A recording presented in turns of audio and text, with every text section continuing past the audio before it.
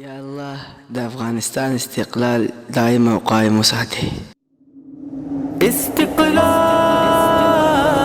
استقلال استقلال استقلال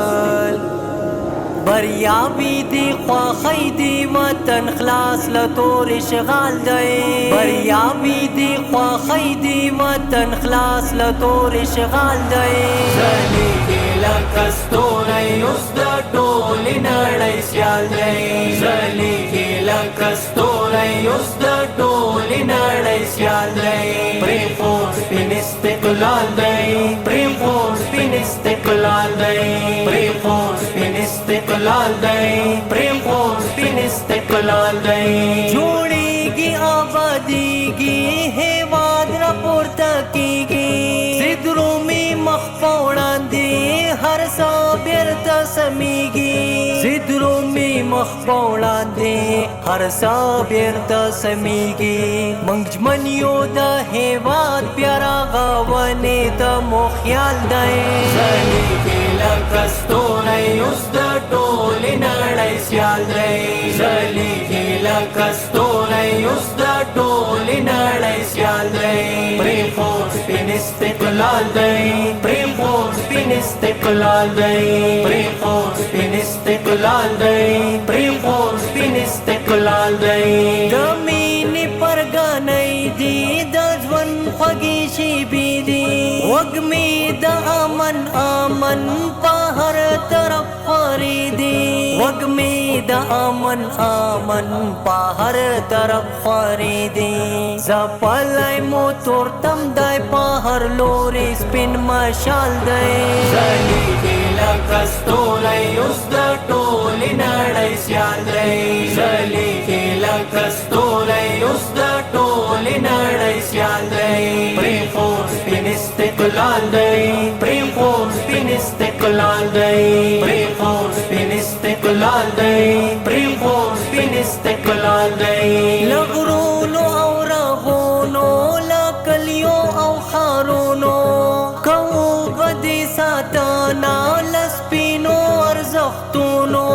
کوو به دې ساتنه له سپینو ارزښتونو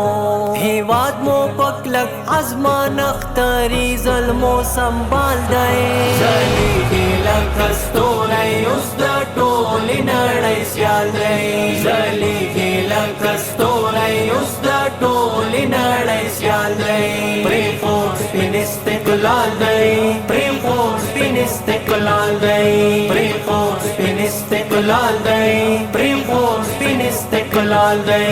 له خپل هېواد قربان دي تاریخ ساز افغانان دي اسلام پاله او ننګ پاله او د عدل لارویان دي پکې میشت دي افغانان غیر قومونه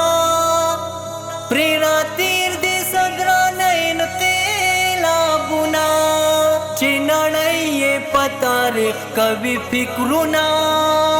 د محمود غزنوي د ننګ ویاړونه د میرویس او د احمد بابا ټبر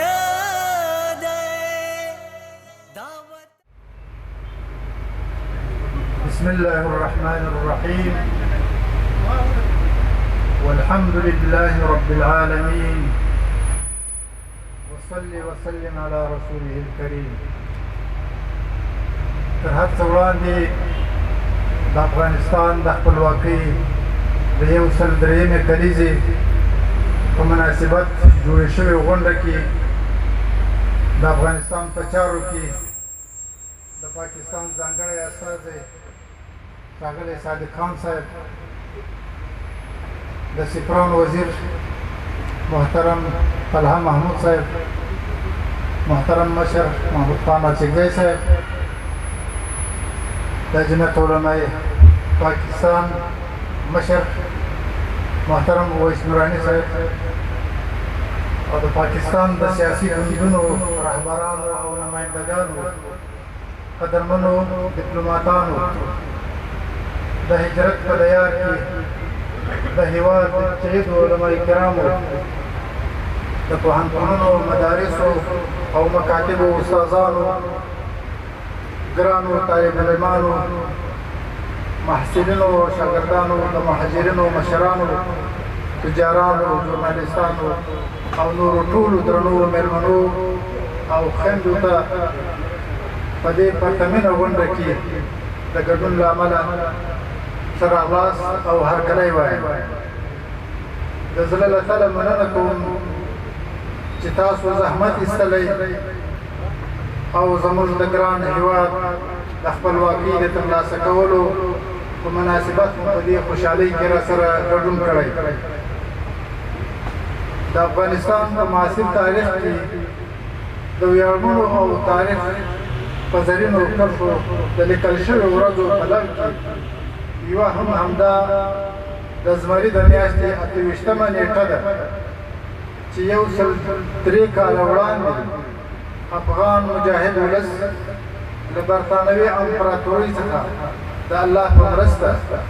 د خپلو سرښندنو او قربانیو په پایله کې خپلواکي ترلاسه کړې.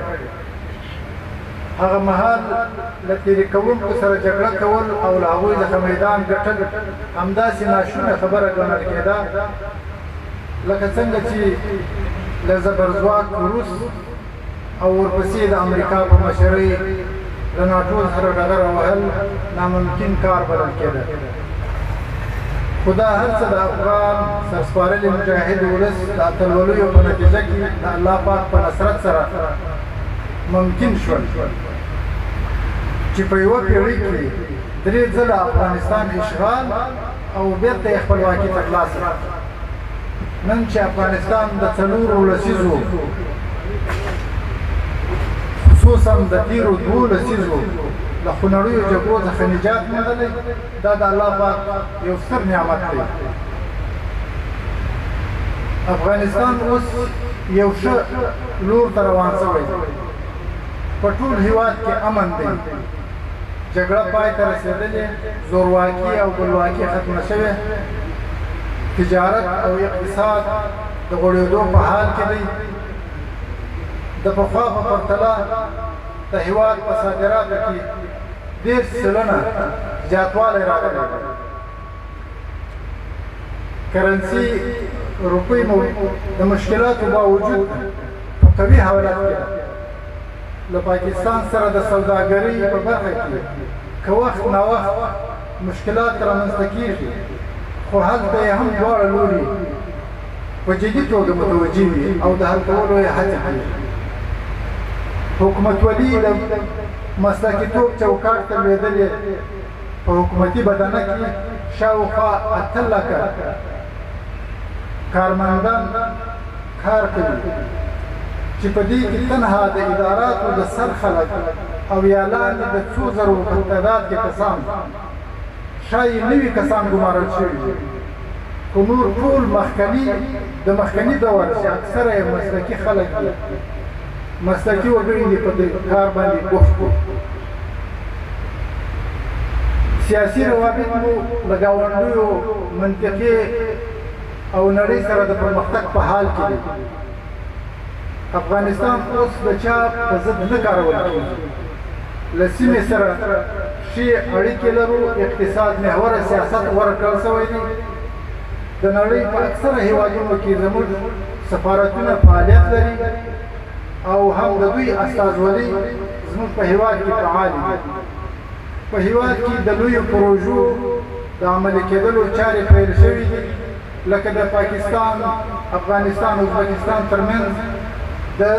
څه کم 600 کیلومتره په واټن کې د اورګاډي پټلۍ پیلېدل، د خوشتېپې کانال نیمایي ته رسول، د ټاپي پروژې ته عملي بڼه ورکول، د کجکي د برېښنا پازونه زیاتول، د کمال خان بند تطبیقول او داسې نورې په سلګونو وړې او لویې پروژې په کار لوېدلې دي چې له دې سره به په هېواد کې د غربت کچه په تیزۍ سره راکمه شي انشاءالله. باید وویل شي چې له دومره سترې او اوږدې جګړې څخه راوتل، څرنګه چې راوتل اسانه کار نه و، همدارنګه په لنډ مهال کې د موجودو ستونزو له منځه وړل هم اسانه کار نه دی. هرومرو به مشکلات هم موجود وي، خو د نظام اراده شته چې د حل لپاره یې سنجیده ګامونه پورته کړي. موږ امید کوو